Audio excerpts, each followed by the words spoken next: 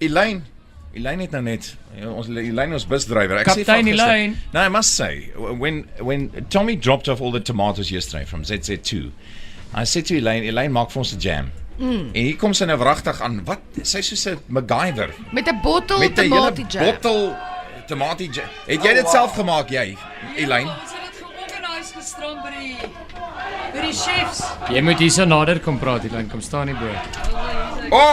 Elaine. Is dit lekker? Ja, Elaine. Jy het 'n fantastiese tomatie jam hier georganiseer, suster.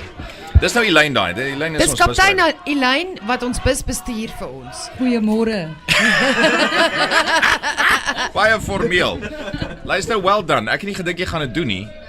Bokse vol tomaties ons vir gee. Sy het wragtig die jam georganiseer. Ja. Is dit jou resep? Ja nee, hy is persoonlik baie suiker as hy Ja. en die tomaties gekook, die velle afgetrek.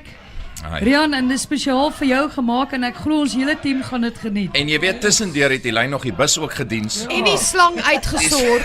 En die slang uitgesorteer. En gestop om die reuk uit die bus uit te kry. Sy het die persoonlik al die slange om ons bungalows persoonlik verwrig. G.I. Jane hierdie Ja. vrou.